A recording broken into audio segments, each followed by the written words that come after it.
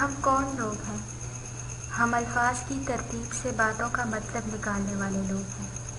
اور وہ اس کے جواب پر لاجواب سا ہو گیا تھا۔ اسے نہیں پتا تھا کہ وہ خود بھی ایسا ہی ہے، الفاظ پکڑنے والا، ان کے اتار چڑھاؤ سے معاملات کی تہہ تک پہنچنے والا۔ شاید تبھی وہ اتنے اچھے طریقے سے جھوٹ بول لیتا تھا، کیونکہ اسے اندازہ تھا کہ کون سا لفظ کہاں جوڑ کر بات کو اپنا مطلب کیسے دینا ہے۔ وہ مفہوم ترتیب دینے والے لوگ تھے۔ یاد آیا کچھ تمہیں؟ یاد کرو میں حرم ہوں۔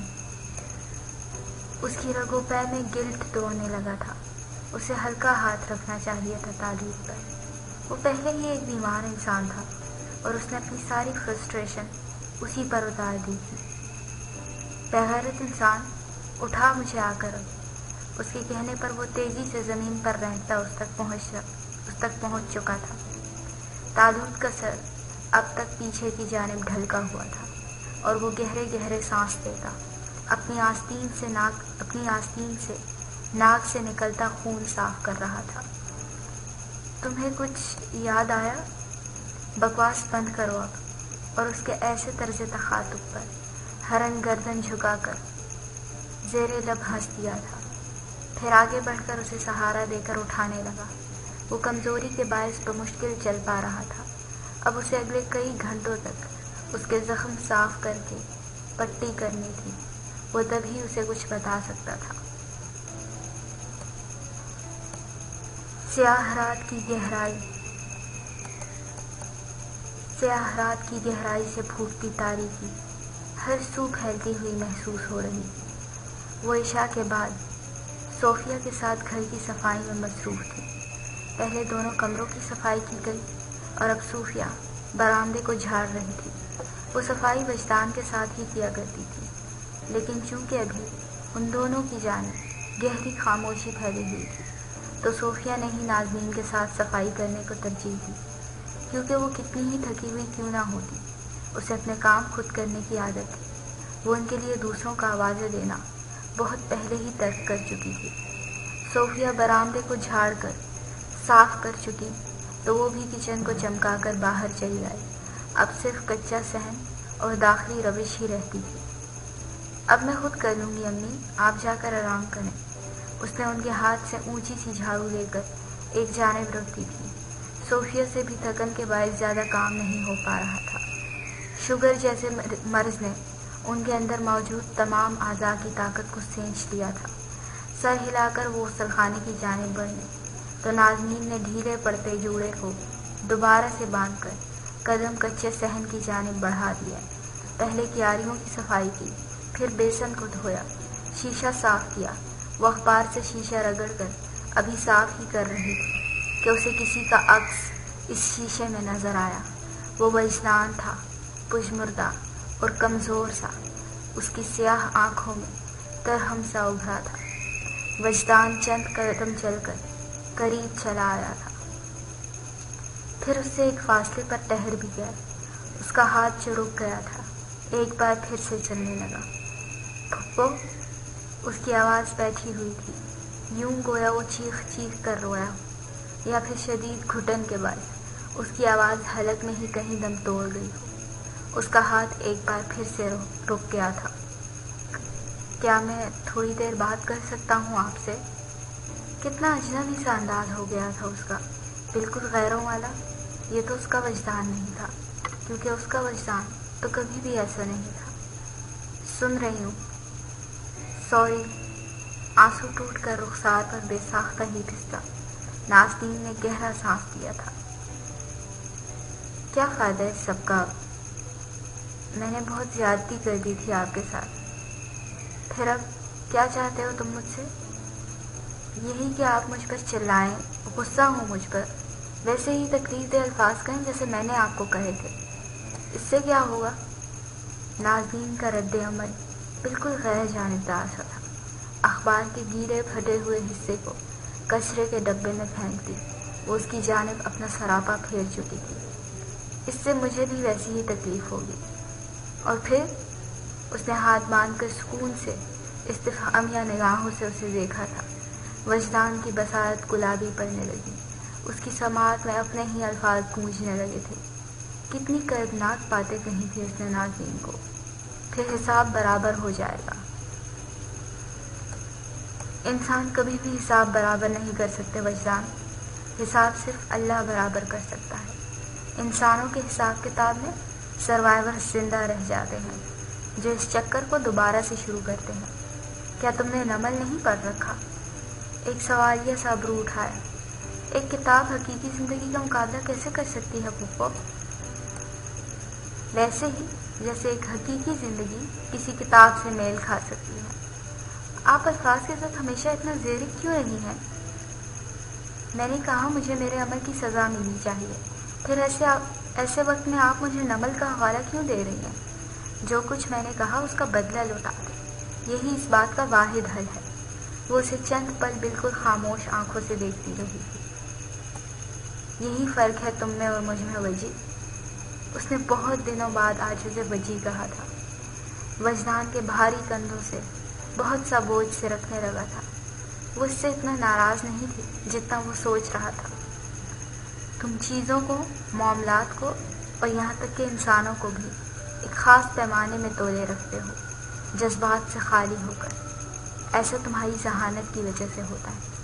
تمہارے جیسے ذہین لوگ ٹھوس وجوہات اور کاز ایفیکٹ پر یقین رکھتے ہیں۔ وہ ریشنل ہوتے ہیں، ہر جذبے سے اوپر اٹھ کر معاملات کو پرکھتے ہیں اور پھر حل تلاشتے ہیں۔ تمہیں لگا تمہارے عمل کا ایک ہی خمیازہ ہو سکتا ہے کہ میں تمہیں بھی ویسا ہی بدلہ لوٹاؤں، تمہارے ساتھ ویسا ہی کروں جیسا تم نے میرا ساتھ کیا۔ وہ ٹھہر گئی تھی۔ وجدان بھیگی پلکوں پر سجے بہت سے آنسو سمیٹے اسے نرمی سے بولتا ہوا دیکھ رہا تھا۔ انسان ایسے کام نہیں کرتے وجی۔ وہ آہستگی سے قدم اٹھاتا اس کی جانب بڑھ رہا تھا۔ وہ وہی کمزور سا بچہ بن گیا تھا جسے نازنین نے انگلی پکڑ کر چلنا سکھایا تھا۔ انسان کاز اور ایفیکٹ کے طے شدہ اصولوں پر نہیں چلتے۔ انسانوں کے معاملات پیچیدہ ہوتے ہیں۔ تم سے بدلہ لینے پر جتنی تکلیف تمہیں ہوگی، شاید اس سے کہیں زیادہ تکلیف کا شکار میں ہو جاؤں۔ پھر اب یہ تو کوئی بدلہ نہ ہوا۔ پھر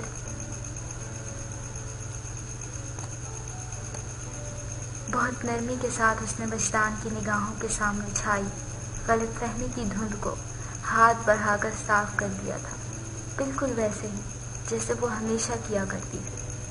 میں کیا کروں پھپھو؟ مجھے بہت ڈر لگ رہا ہے۔ اس کی آواز کانپ رہی تھی۔ پھپھو کے ہوتے ہوئے کس چیز سے ڈر لگ رہا ہے تمہیں؟ اس نے ہاتھ آگے بڑھا کر اس کے سر پر آہستگی سے پھیرا تھا۔ وہ آستین سے آنکھیں رگڑنے لگا تھا۔ نازنین نے اس کا ہاتھ آنکھوں سے ہٹا کر اپنے دوپٹے سے اس کی آنکھیں صاف کی تھی۔ میں خود کو نہیں روک پا رہا ہوں، مجھے خود سے ڈر لگ رہا ہے۔ آپ مجھے معاف مت کریں۔ میں نے اگر پھر سے وہی سب کیا تو آپ کبھی میری شکل بھی نہیں دیکھیں گی۔ وہ ہچکیوں سے رونے لگا تھا۔ 19 سالہ معصوم سا وجدان اس کے سامنے آج بھی بچوں کی طرح رو رہا تھا۔ اس نے اندر بڑھتی گھٹن کو بمشکل گہرا سانس لے کر خود سے دور کیا تھا۔ اس کے گھرانے سے یہ ذہنی اور نفسیاتی مسائل جانے کب ختم ہونے والے تھے۔ کوئی بات نہیں، پھپھو تمہیں ہمیشہ معاف کرے گی۔ ہر دفعہ تو ہر کوئی معافی کے لائق نہیں ہوتا نا پھپھو۔ خون پانی سے زیادہ گاڑھا ہوتا ہے وجی۔ یہ انسان سے وہ فیصلے کروا لیتا ہے جو کبھی انسان کرنے کے بارے میں سوچ بھی نہیں سکتا۔ پھر گہرا سانس لے کر اس کا چہرہ دونوں ہاتھوں سے تھام کر اونچا کیا۔ اس کی آنکھیں زخمی تھیں اور نازنین کی پرسکون۔ کھانا کھایا ہے؟ وجدان نے چہرہ ایک بار پھر سے گردن جھکا کر سر نفی میں ہلایا تھا۔ اچھا میرے ساتھ صفائی کراؤ، پھر مل کر کھاتے ہیں، ٹھیک ہے؟ اس نے جھکا سر ہی اس بات میں ہلایا تھا۔ نازنین کو بے ساختہ ہی اس پر پیار آیا۔ اچھا اب یہ کیاریوں کی مٹی برابر کرو، پودوں کے جلے ہوئے حصوں کو ان سے علیحدہ کرو، انہیں پانی دو اور پھر دور سے کھڑے ہو کر ان پر نظر ڈالو۔ یہ ایک طرح کی تھیراپی ہوگی تمہارے لیے۔ وہ آنکھیں رگڑ کر اگلے ہی پل جھک گیا تھا، پھر مہارت کے ساتھ مٹی برابر کرنے لگا۔ نازنین اسے گردن جھکا کر اداسی سے تک رہی تھی۔ یہ بچہ اسے اپنی جان سے بھی زیادہ عزیز تھا۔ وہ اسے کھونے کے خیال سے ہی مردہ ہونے لگتی تھی۔ کچے صحن والے گھر کے مکین ایک بار پھر سے ایک دوسرے کے لیے معاون ثابت ہوئے تھے، کیونکہ وہ سب ہی اپنی اپنی جگہ زخمی تھے، وہ سب ہی اپنی جگہ مانسٹر تھے۔ اس نے طالوت کو سہارا دے کر کمرے میں لٹا دیا تھا اور پھر اس کے زخموں کو ٹریٹ کرتا۔ وہ اب فکر مندی سے اسے ہی دیکھ رہا تھا۔ طالوت پہلے ہی بوڑھا ہو چکا تھا اور اس بیماری نے اس کی ہمت مزید سینچ کر اسے کھوکھلا سا کر دیا تھا۔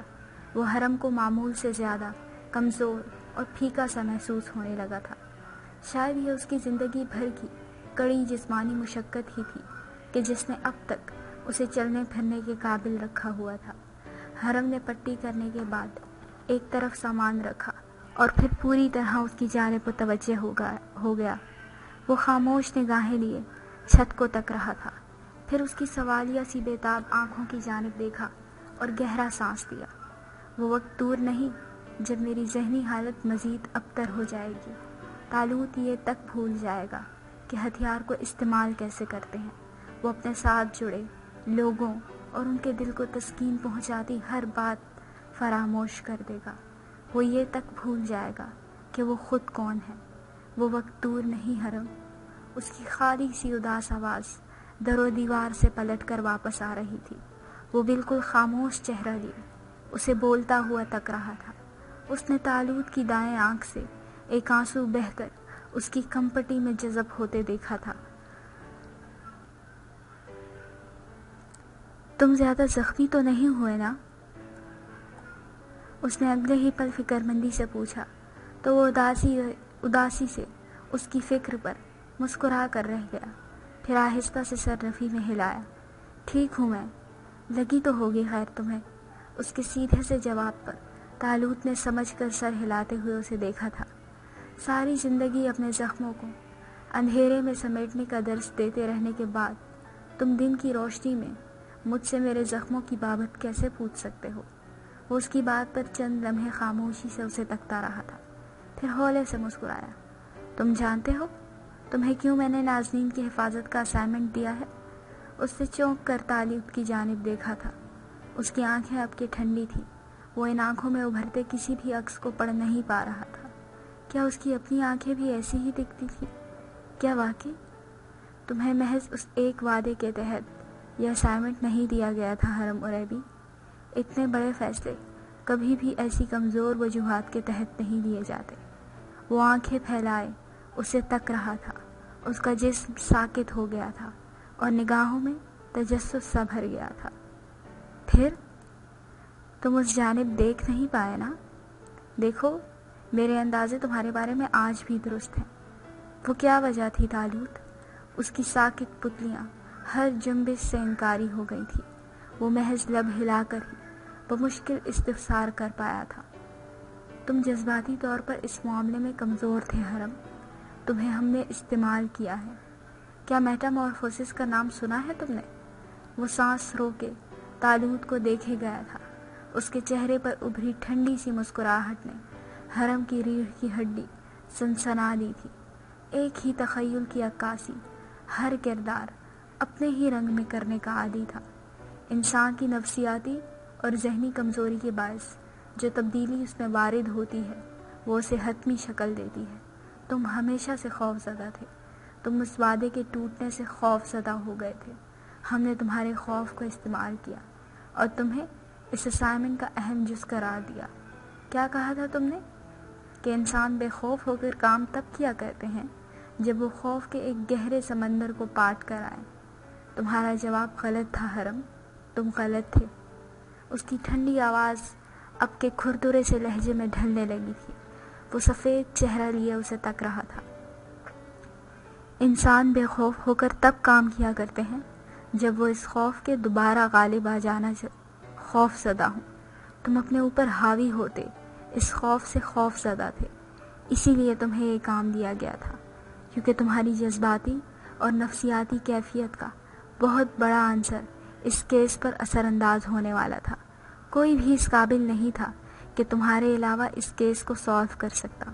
ہم ذہنی اور جسمانی طاقت لا سکتے تھے، لیکن ہم ان کے اندر اس جذباتی کیفیت کو کیسے ابھار سکتے تھے؟ اس کی آنکھوں میں گلابی سی تکلیف ابھری تھی۔ تم مجھے استعمال کر رہے تھے اب تک؟ ہاں، استعمال ہو رہے تھے تم۔ اور وہ کون ہے جس نے تمہیں یہ سب کرنے کا حکم دیا؟ 3 دروازوں کے پار دیوار گریہ تلے مقید ہے تمہارا خزانہ۔ کیا تم اس کی بات کر رہے ہو؟ وہ مسکرایا تھا۔ حرم پلکیں نہیں جھپکا سکا، اسے اپنا سانس تک رکتا ہوا محسوس ہو رہا تھا۔ تم ملے ہوئے ہو اس کے ساتھ؟ طالوت کا چہرہ سنجیدہ ہو گیا تھا، پھر اس نے ہولے سے نفی میں سر ہلایا۔ حرم کے چہرے پر خاموش سی ناسمجھی ابھری۔ جیسے تم میرے ماتحت ہو، ایسے ہی میں بھی کسی کا ماتحت رہ چکا ہوں۔ مجھے زندہ رہنے کے لیے اور تمہیں زندہ رکھنے کے لیے اس سے روابط رکھنے ہی تھے۔ کون ہے وہ؟ وہ یکدم ہی اپنی جگہ سے اٹھ کھڑا ہوا تھا۔ اس کے رگ و پے میں تیش لاوا بن کر دوڑ رہا تھا۔ کیا ذرا بعد میں ہوا واقعہ اس کی ذہنی اذیت کے لیے کافی نہیں تھا کہ وہ اپنے ہی استاد کے ہاتھوں استعمال ہو کر اپنی بچی ہوئی زندگی کو کسی کی خاطر زنگ لگا رہا تھا؟ اس کے اندر اپنے ساتھ ہوئے استحصال پر غصہ سا بھر گیا تھا۔ مجھے بتاؤ کون ہے وہ؟ اس کی آنکھیں سرخ ہو رہی تھی۔ طالوت کو سر تاپا خاموشی کی ایک لہر نے جکڑ دیا تھا۔ وہ اب اس کے بستر پر دونوں ہاتھ رکھ کر جھکا سرخ آنکھوں سے اسے تک رہا تھا۔ جیسے ہی میرے منہ سے اس کا نام آزاد ہوگا، اسی لمحے مجھے مار دیا جائے گا حرم۔ یہ وہ قیمت ہے جو ایک ایجنسی سے وابستہ گن مین کو چکانی ہی پڑتی ہے۔ وہ آہستگی سے سیدھا اٹھ کھڑا ہوا تھا۔ بے یقینی سی بے یقینی تھی، اجنپا سا اجنپا تھا۔ یہ جاوید کا بیک اپ پلان ہے جو تمہیں سالو کرنا ہے۔ میں اس سے زیادہ کچھ نہیں جانتا۔ یہ ایک پہیلی ہے جو تمہیں سلجھانی ہے۔ یہ نازنین کی امانت ہے جو تمہیں اس تک پہنچانی ہے۔ اس کی خیانت تمہارے لیے توق ثابت ہوگی۔ حرم 2 قدم پیچھے ہٹا تھا۔ میں تم لوگوں کے ہاتھ مزید استعمال نہیں ہو سکتا۔ میں ابھی کے ابھی اس اسائنمنٹ سے ریزائن کرتا ہوں۔ تم نہیں کر سکتے۔ طالوت نے اس کے ارد گرد بچھائے جال کی آخری ڈوری کھینچی تھی۔ وہ بے یقینی سے ابرو سکیڑے اسے دیکھ کر رہ گیا تھا۔ تمہیں چنا ہی اسی لیے گیا تھا تاکہ تم اس سے کبھی انکار نہ کر پاؤ۔ تم کبھی اس کام سے نہیں مکر سکتے۔ تم سے انکار کی اجازت اور صلاحیت دونوں سلب کر دی گئی ہیں۔ دروازے کی چوکھٹ پر بے یقینی سے کھڑا وہ بستر پر دراز مزمحل وجود سے اٹھنے والے انکشافات کی تاب نہیں لا پا رہا تھا۔ وہ اب تک استعمال ہو رہا تھا۔ اس جیسا ذہین، شاطر اور انتہائی محتاط انسان کسی کے ہاتھوں اتنے لمبے عرصے تک استعمال ہوتا رہا تھا۔ کیا ایسا ممکن تھا؟ اس کے ارد گرد اجنبا سا گھلنے لگا۔ تم میری تربیت محض اس ایک انسان کے بولنے پر کر رہے تھے؟ اس کے ارد گرد جھکڑ سے چلنے لگے تھے۔ لمحوں ہی میں طالوت کی جانب دیکھتے ہوئے اس نے آہستگی سے کہا تھا، ایسے جیسے وہ خود بھی اس بات پر یقین کرنے سے قاصر تھا، یوں گویا وہ نگاہیں کھولے گا تو یہ سب خواب ثابت ہوگا۔ اور طالوت نے اس کے آہستگی سے ڈی کوڈ کیے پیغام کو سن کر اپنا وجود بمشکل بستر سے اٹھایا تھا۔ نہیں، تم سب ایک جیسے ہو، سب کے سب۔ اس نے اس کی کوئی بھی بات سنے بغیر رخ باہر کی جانب پھیرا اور تیزی سے چوکھٹ پار کرتا بھاگتا ہوا باہر کی جانب بڑھ گیا۔ پیچھے طالوت کے چہرے پر کربناک سے آثار نمودار ہوئے تھے۔ وہ اسے آواز دے کر روکنا چاہتا تھا، لیکن حرم کسی کی بھی بات فی الحال سننے کو تیار نہیں تھا، اور اس کی معاملات کی تہ تک پہنچ جانے والی عادت سے شاید وہ اب تک اسی لیے بھی خوف زدہ رہا تھا، کیونکہ وہ جانتا تھا کہ ایک دن وہ ضرور ان سب باتوں کو یوں ہی کبھی بہت آسانی کے ساتھ سمجھ لے گا۔ لیکن طالوت اسے مزید اندھیرے میں نہیں رکھنا چاہتا تھا۔ وہ خود جلد ہی سب کچھ بھول جانے والا تھا۔ اس کی بیماری اسے کسی قابل نہیں چھوڑنے والی تھی، اور اس سب سے پہلے اس نے حرم کو کچھ اہم باتیں بتانی ہی تھی۔ بس وہ اہم باتیں اسے اتنی جلدی بتانی پڑ جائیں گی، اس کے بارے میں طالوت نے کبھی نہیں سوچا تھا۔ اس نے ٹائر چرچرا کر گاڑی پلٹنے کی آواز سنی تو آنکھیں بند کر لیں۔ اس کا سب سے پیارا شاگرد آج اس سے کھو گیا تھا، کیونکہ وہ اسے دھوکہ دینے کا مرتکب ٹھہرا تھا۔ وہ اس لمحے کے لیے ساری عمر سے خود کو تیار کرتا آیا تھا، لیکن اس ایک لمحے میں اتنی اذیت کا سامنا کرنے کے بارے میں اس نے کبھی بھی خیال نہیں کیا تھا۔ دوسری جانب حرم کے چہرے پر پہاڑوں کی سی سختی کے ساتھ زخموں کے آثار بھی بخوبی دیکھے جا سکتے تھے، کیونکہ اسے آج چوٹ وہاں سے آ لگی تھی جہاں سے اس نے کبھی چوٹ لگنے کا تصور تک نہیں کیا تھا۔ اسی پہر زاویار دوسرے کمرے سے نکل کر طالوت کے کمرے میں چلا آیا تھا۔ پھر وہ اس کے سرہانے خاموشی سے آ بیٹھا، ٹھیک وہیں جہاں کچھ دیر پہلے حرم بیٹھا ہوا تھا۔ طالوت نے گردن پھیر کر اس کی جانب دیکھا تو تکلیف مزید گہری ہونے لگی۔ وہ اب دوبارہ کبھی واپس نہیں آئے گا۔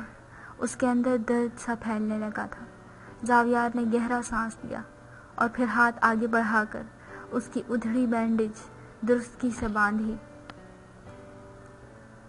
وہ کبھی بھی ایک جانب کی کہانی سننے کے بعد دوسری جانب کی کہانی سننے کا عادی نہیں رہا ہے طالوت۔ تمہیں اسے یہ سب بتانے سے پرہیز کرنا چاہیے تھا۔ میں عنقریب سب کچھ بھولنے والا ہوں۔ میں اس کے ساتھ اتنا بڑا ظلم کر کے اس دنیا سے نہیں جانا چاہتا تھا۔ وہ اس کے جواب پر تلخی سے مسکرایا تھا۔ ہم سب بیک وقت ظالم اور مظلوم ہوتے ہیں طالوت۔ ایسا ممکن نہیں کہ انسان ان دو دائروں سے آزاد ہوئے بغیر اس دنیا سے رخصت ہو جائے۔ اپنے اعمال کا بوجھ تو بہرحال ہر صورت ہی برداشت کرنا ہوتا ہے۔ اس نے اٹھ کر کھڑکی کا پردہ برابر کیا اور پھر طالوت پر اس کا لحاف درست کرتا باہر کی جانب جوں ہی بڑھنے لگا تو اس کی آواز پر ٹھہر گیا۔ کہاں جا رہے ہو؟ وہ رک سا گیا تھا، پھر خاموش سی کتھئی آنکھوں سے سامنے دیکھا، گہرا سانس لیا اور گردن ذرا ترچھی کر کے طالوت پر ایک نگاہ ڈالی۔ اسے ایسے نہیں چھوڑ سکتا۔ وہ زخمی ہوتا ہے تو خود کو مزید تکلیف دیتا ہے۔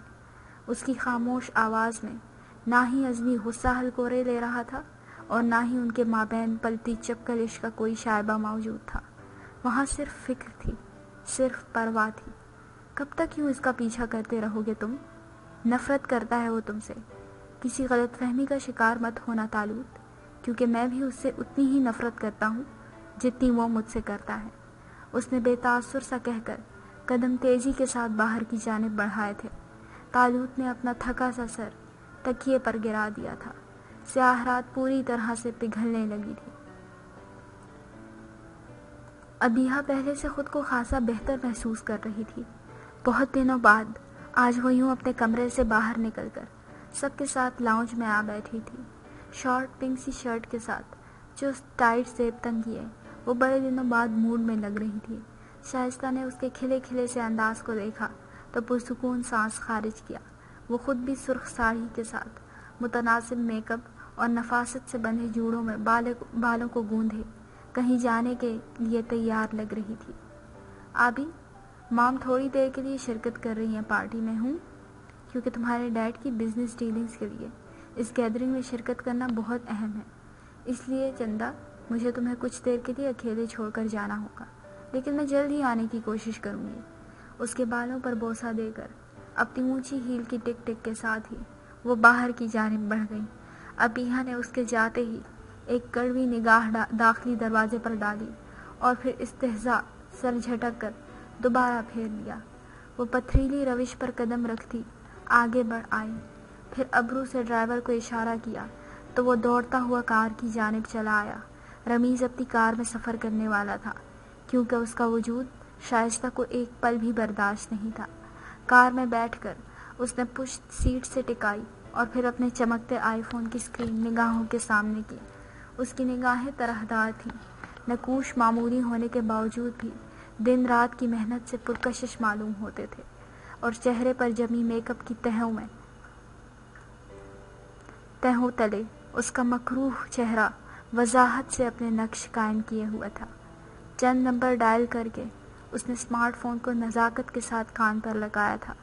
کچھ گھنٹیوں کے بعد دوسری جانب سے فون اٹھا لیا گیا تھا۔ شجاع نسیم، اس نے پرسکون سی ہلکی آواز میں کہہ کر آگے والے کو مخاطب کیا تھا۔ دوسری جانب سے شناسائی سی ابھری تھی۔ اس کے نکوش میں کڑواہٹ سی گھلنے لگی، دل میں پکتی نفرت جیسے کچھ اور گہری ہو چلی تھی۔ نازنین انصاری، اس نے محض اتنا ہی کہا تھا اور پھر فون کان سے ہٹا لیا، بالوں کو نزاکت سے کندھے پر جھٹک کر موبائل کی اسکرین کو نگاہوں کے سامنے کر کے سیاہ کر دیا، پھر اسے ایک جانب ڈال کر وہ سپاٹ چہرے کے ساتھ کھڑکی سے پار دیکھنے لگی جو اس کے گھرانے کی جانب نگاہ کرے گا۔ اس کا انجام وہ خود طے کرے گی، بنا کسی انجام اور نتائج سے خوف کھائے بغیر۔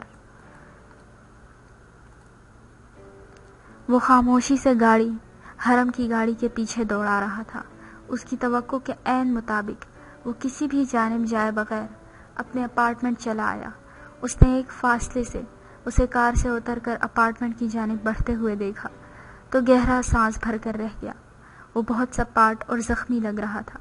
زاویار چند لمحات کے لیے بالکل خاموشی سے گاڑی میں ہی بیٹھا رہا۔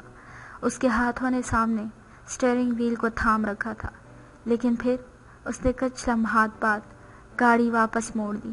وہ دونوں ایک دوسرے کو پسند نہیں کرتے تھے، تو بہتر یہی تھا کہ وہ اس کے سامنے کم سے کم ہی جاتا۔ اس نے گاڑی کو اسپتال کے راستے پر ڈال دیا۔ وہ ابھی محض روبینہ سے بہت ساری باتیں کرنا چاہتا تھا، یہ جاننے کے باوجود بھی کہ اسے ان باتوں کے جواب میں اجنبیت کا ہی سامنا کرنا تھا۔ کچھ چیزیں انسان کے بس سے ہمیشہ باہر رہا کرتی ہیں۔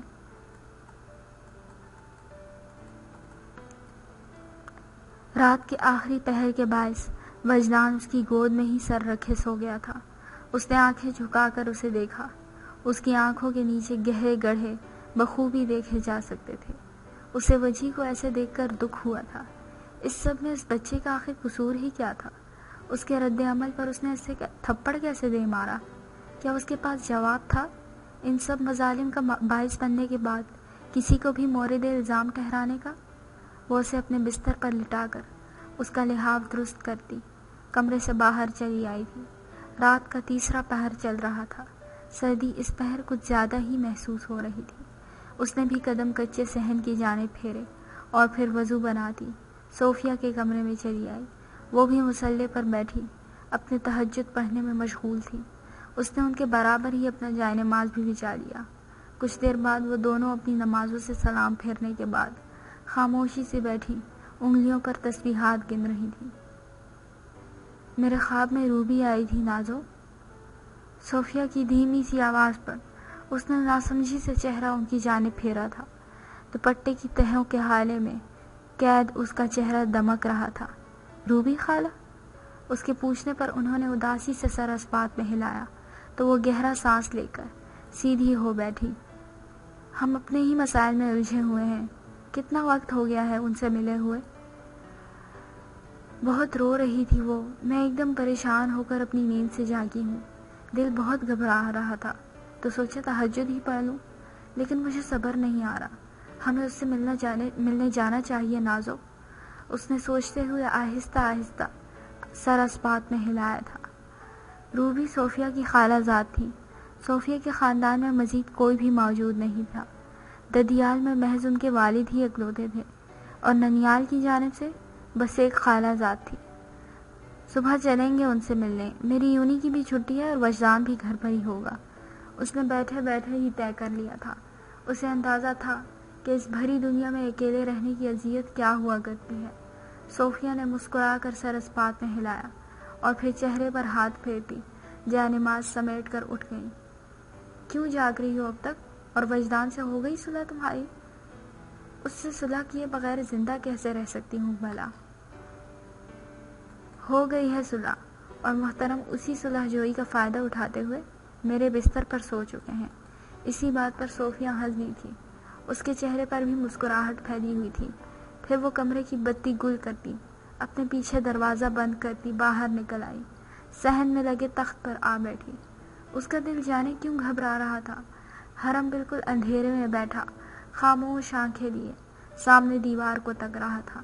اس نے اندھیرے میں ڈوبے اپارٹمنٹ کو روشن کرنے کی بھی زحمت نہیں کی تھی۔ زاویار اپنی ماں کا ہاتھ تھامے اسے اپنے رخسار تلے اداسی سے انہیں دیکھ رہا تھا۔ ان باتوں کا کیا فائدہ کہ جن کے جواب سننے کے لیے اس کے کان تک ترس جایا کرتے تھے۔ نازنین نے ہاتھ میں پکڑا موبائل نگاہوں کے سامنے کیا۔ جانے کیوں رات کے اس تنہا پہر میں اسے حرم بے ساختہ یاد آیا تھا۔ اسے حیرت بھی ہوئی، کیا وہ ٹھیک تھا؟ لیکن اس کے پاس تو حرم سے رابطہ کرنے کا کوئی ذریعہ بھی نہیں تھا۔ اسے اس کا نمبر لینا چاہیے تھا، لیکن ابھی اگر وہ اسے فون کرے گی بھی تو کیا کہے گی؟ کیوں فون کیا تھا؟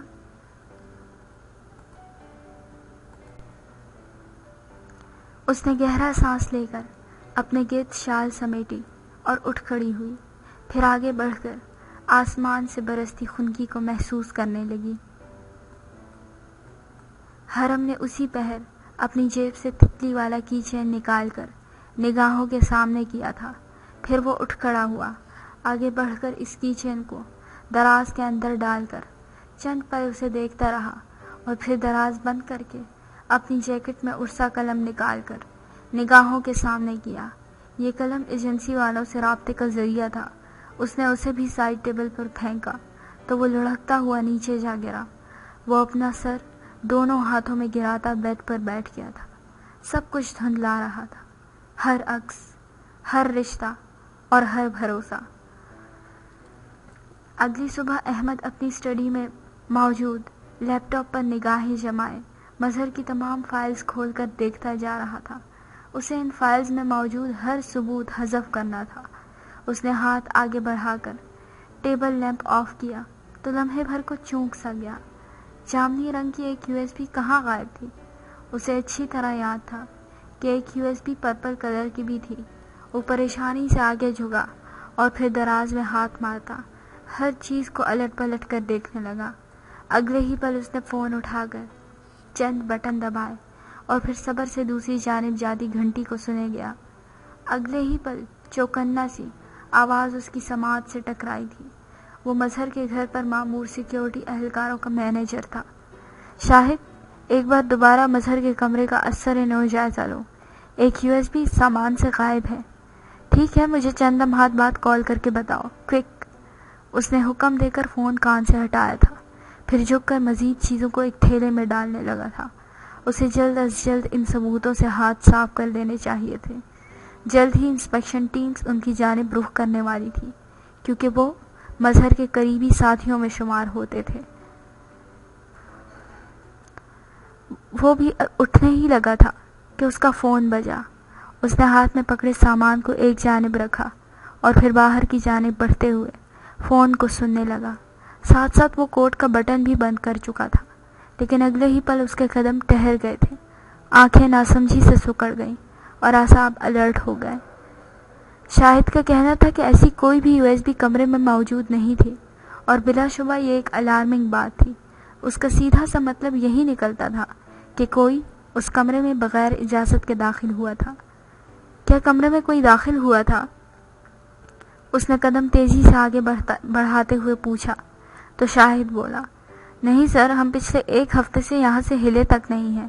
کوئی بھی ہماری نگاہوں سے بچ کر اوپر کی جانب نہیں جا سکتا۔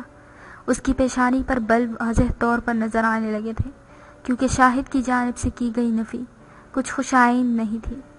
میں آ رہا ہوں، مجھے خود چیک کرنا پڑے گا۔ اس نے اپنی کار ریورس کی اور تیزی سے نکال لے گیا۔ کسی ایک چیز کی کمی یا زیادتی محتاط انسان کے لیے عذاب سے کم نہیں ہوا کرتی تھی۔ حرم اپنے اپارٹمنٹ میں سو رہا تھا۔ سارنگ نے اس کے سر پر پہنچ کر اس سے کمبل ہٹایا تو وہ کسمسایا۔ سارنگ اس کے پاس اس کے اپارٹمنٹ کی ڈپلیکیٹ چابیاں موجود تھیں۔ جب ہی وہ دندناتا ہوا اندر چلا آیا تھا۔ کل رات سے فون کر رہا ہوں تمہیں، لیکن مجال ہے کہ تم کسی ایک بھی کال کا جواب دے دو۔ اس نے کمبل کھینچ کر اس سے اتارا تھا۔ حرم پھر بھی اپنی جگہ سے نہیں ہلا۔ اٹھ جاؤ، میں نے کچھ اہم فائلز دکھانی ہیں تمہیں، اس نے کچن کی جانب آستینیں چڑھا کر پڑھتے ہوئے کہا تو حرم بھی خاموشی سے اٹھ گیا، پھر چہرے پر چھینٹے مار کر فریش ہوتا باہر نکل آیا۔ اسی خاموشی کے ساتھ آگے بڑھ کر کچن میں ٹیبل کے گرد لگی کرسی کھینچ کر بیٹھ گیا۔ سارنگ مستقل بولتا ہوا چائے کا پانی چڑھا کر اب ناشتہ بنا رہا تھا۔ اس کی جانب سے جب کوئی جواب موصول نہیں ہوا تو یوں ہی گردن پھیر کر اسے دیکھا۔ تمہیں کیا ہوا؟ دیوداس کیوں بنے ہوئے ہو؟ تم مجھے ناشتہ دے رہے ہو یا میں دوبارہ سونے چلا جاؤں؟ اس نے ابرو اٹھا کر اس انداز سے پوچھا تھا کہ وہ ٹھٹکے بغیر نہ رہ سکا۔ پھر ابرو سکیڑ کر اسے دیکھا۔ اس صبح وہ اسے بالکل مختلف لگا تھا۔ کہاں تھے کل رات تم؟ اپارٹمنٹ میں۔ کیا کر رہے تھے؟ سو رہا تھا۔ کیوں؟ اس نے جھنجھلا کر اسے دیکھا۔ کیوں سوتے ہیں؟ نیند کی وجہ سے سوتے ہیں، لیکن تمہیں تو کبھی ایسے بلا وجہ نیند نہیں آتی۔ کوئی مسئلہ ہے کیا؟ اس نے سنہرے آملیٹ کو فرائی پین میں الٹا تھا۔ کوئی مسئلہ نہیں ہے۔ لڑکی کا چکر ہے کیا؟ رازداری سے پوچھا تو حرم نے ضبط سے اس کی جانب دیکھا۔ اور کوئی فضولیات باقی رہ گئی ہیں تو وہ بھی کہہ دو۔ بھڑک کیوں رہے ہو؟ ہم دوست ہیں، تم مجھے بتا سکتے ہو۔ ضروری نہیں ہے کہ ہم ہر وقت لاشوں اور قاتلوں کے بارے میں ہی بات کریں۔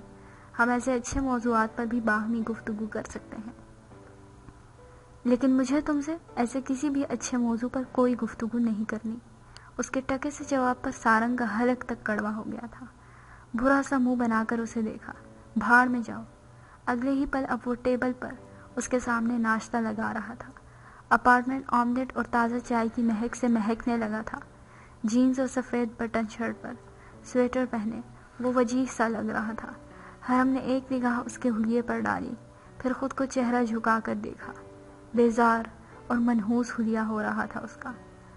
مظہر کی کاروباری سرگرمیوں کے بارے میں جو فائلز میرے پاس موجود ہیں، اسے دیکھ کر ہمیں کیس سے بہت مدد مل سکتی ہے، اور ہم یہ کیس نہیں سلجھا رہے۔ اس نے آرام سے کہہ کر سارنگ کی تیزی سے چلتی زبان روک دی تھی۔ اس کی سبز آنکھیں بے یقینی سے پھیلی تھیں۔ کیا کہا؟ میں نے کہا ہم اب مزید اس کیس کو سالو نہیں کریں گے۔ میں ریزائن کر چکا ہوں اس اسائنمنٹ سے۔ لیکن کیوں؟ اس کے لیے حرم کا ایسا جواب بالکل غیر متوقع تھا۔ وہ سیدھا سا ہو بیٹھا، پھر ہاتھ آگے بڑھا کر چائے کا کپ تھاما۔ گرم گرم بھورا بھورا مایا اس کے حلق میں اترنے لگا تھا۔ وہ اس نرم گرم سے حرم سے بہت مختلف لگ رہا تھا، سپاٹ اور تلخ سا۔ میرے اپنے ریزنز تھے، میں طالوت کو بھی بتا چکا ہوں۔ اب ہم اس موضوع پر مزید کوئی بات نہیں کریں گے۔ اس کے دو ٹوک سے انداز پر سارنگ بھونچ کا رہ گیا تھا۔ یہ وہی حرم تھا جو اس کیس کو سالو کرنے کے لیے مر رہا تھا، اور اب اسے اس کا رویہ سمجھنے میں دقت ہو رہی تھی۔ جاتے ہوئے دروازہ بند کرتے جانا۔ اس نے کپ خالی کر ٹیبل پر رکھا اور خاموشی سے اٹھ کھڑا ہوا۔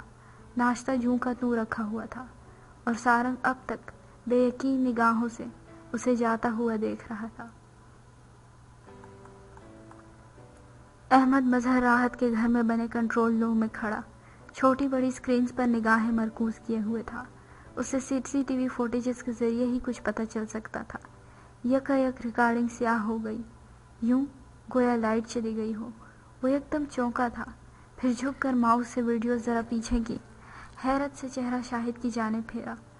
یہ ایک دم سے سارے کیمرے کیوں بند ہو گئے تھے؟ شاہد نے ناسمجھی سے سکرینز کی جانب دیکھا اور کچھ یاد آنے پر بتانے لگا۔ پاور ہاؤس میں 10 منٹ کے لیے کچھ مسئلہ ہو گیا تھا، اس لیے سب کیمرے بند ہو گئے تھے۔ اور احمد ساکت سے سیدھا ہو چکا تھا۔ اس کے لب اد کھلے تھے اور نگاہیں لمحے بھر کے لیے جنبش کرنا بھول گئی تھی۔ مس ڈائریکٹ کیا گیا ہے تم سب کو۔ کوئی گھر میں داخل ہو کر لے جا چکا ہے وہ USB۔ اس نے پیشانی مسلتے ہوئے قدم باہر کی جانب بڑھائے تھے۔ اس کے شک پر مہر ثبت ہوتی جا رہی تھی۔ کوئی یقیناً ان کے پیچھے تھا، اور جو کوئی بھی تھا کسی سائے سے بھی زیادہ خاموش اور خطرناک تھا۔ اس نے کار ریورس کی اور پھر رمیز کے آفس کی جانب بڑھنے لگا۔ صبح وہ حسب عادت وجدان کو ناشتے کا درس دیتی، اپنی چائے حلق میں انڈیل رہی تھی۔ کوہر برساتی صبح میں خون کی دھوپ کی تمازت باعث بہت کم محسوس ہونے لگی تھی۔ وہ صوفیہ کے ساتھ دروازے کی جانب بڑھنے لگی تو ایک بار پھر سے دوپٹہ کندھے پر درست کرتی وجدان کو دروازہ ٹھیک سے بند کرنے کی نصیحت کرنے لگی۔ وہ جو اس کی مستقل نصیحتوں پر جھنجھلا رہا تھا، آخر میں ہنس پڑا۔ پھوپھو میں چھوٹا بچہ ہرگز نہیں ہوں۔ مجھے پتا ہے کہ دروازہ بند کر کے رکھنا میری حفاظت کے لیے بہت اہم ہے۔ اب آپ جا سکتی ہیں دادی کے ساتھ، کیونکہ آپ لوگوں کو دیر ہو رہی ہے۔ بائے۔ اس نے اگلے ہی پل کمرے کا دروازہ اپنے پیچھے بند کیا تو نازنین جو اسے کچھ کہنے لگی ٹھہر گئی۔ اد کھلے لب بند کر کے خفگی سے بند دروازے کی جانب دیکھا۔ بدتمیز نہ ہو تو۔ سر جھٹک کر کندھے پر بیگ ٹانگے صوفیہ کے ساتھ آگے بڑھ آئی۔ سی گرین رنگ کے نفیس سے لباس میں ملبوس، بالوں کو فرنچ میں گوندے وہ ہمیشہ کی طرح لگ رہی تھی، صاف، پرکشش اور خوبصورت۔ ٹیکسی میں بیٹھ کر وہ منزل کی جانب رواں تھی۔ گاڑی کل یا پرسوں تک ٹھیک ہو کر واپس اس کی زندگی کا حصہ بننے والی تھی۔ وہ جاوید کی گاڑی تھی جو اسے اپنی جان سے بھی زیادہ عزیز تھی، اور سچ تو یہ تھا کہ وہ اس گاڑی کو تبدیل کرنے کی سکت رکھتی بھی نہیں تھی۔ اس کے پاس مہینہ نکالنے کے پیسے ہی بمشکل پورا ہوا کرتے تھے، کجا یہ کہ وہ اس قسم کی آسائشوں کی جانب نگاہ کرتی۔ گہرا سانس لے کر اس نے ٹیکسی کو اسپتال کے باہر رکتے دیکھا تو دروازہ کھول کر باہر نکل آئی۔ خنک ہوا کے باعث اس کے چہرے کے اطراف میں گرے باریک لٹیں لمحے بھر کو لہرائی تھیں۔ اس نے مخروطی انگلی سے ان لٹوں سے خود کا چہرہ آزاد کیا اور پھر صوفیہ کے ساتھ آگے بڑھ آئی۔ وہ مینٹل ہاسپٹل تھا۔ یہاں پر مختلف وارڈز موجود تھے جن میں ذہنی ہم آہنگی اور بیماری کی یکسانیت کے مطابق مریضوں کو جگہ فراہم کی گئی تھی۔ وہ بھی ریسیپشن سے مریض کے مطابق معلومات حاصل کرنے کے بعد آگے بڑھ آئی تھی۔ وہ روبی کے متعلق جانتے تھے، لیکن ہر 6 مہینے بعد اس کی ذہنی حالت کے باعث انہیں ایک مختلف روم میں منتقل کیا جاتا تھا۔ صوفیہ نے دروازہ دھکیلا تو لمحے بھر کو ٹھہر سی گئی۔ روبینہ سامنے دیوار کو تک رہی تھی۔ منہ کے ایک جانب سے تھوک نکل کر کپڑوں پر گر رہا تھا اور ملگشے سے لباس میں وہ اپنی ذہنی ابتری کا پتہ دیتی تھی۔ اس کے لمبے بال کاٹ دیے گئے تھے اور جسم پہلے سے بھی زیادہ لرزش کا شکار لگتا تھا۔ دونوں نے ایک ٹھنڈی سی آہ بھری تھی۔ دن بدن روبینہ کی حالت پہلے سے مختلف ہوتی جا رہی تھی۔ وہ آگے بڑھ آئی۔ روبینہ غیر متوقع طور پر صوفیہ کو پہچانتی تھی، بس صوفیہ کو ہی۔ اس کی ذہنی سلیٹ سے باقی ہر رشتہ گویا مٹ چکا تھا۔ وہ پیچھے صوفے پر آ بیٹھی، پھر یوں ہی گردن ترچھی کیے روبینہ اور صوفیہ کو گلے لگا کر باتیں کرتا دیکھتی رہی۔ اسی پہر روم کا دروازہ کھول کر کوئی اندر داخل ہوا تھا۔ اس نے یوں ہی چہرہ پھیر کر دیکھا اور ساکت رہ گئی۔ زاویار بھی دروازے کے درمیان ہی جم سا گیا۔ اس کی نگاہیں نازنین سے صوفیہ کی جانب پھسلی تھیں۔ کتھئی آنکھوں میں ناسمجھی سی پھیل گئی۔ کچھ ہی پل بعد وہ نازنین کے ساتھ اسپتال کی ٹھنڈی اور فنائل سے مہکتی راہداری میں براجمان تھا، بالکل خاموشی کے ساتھ۔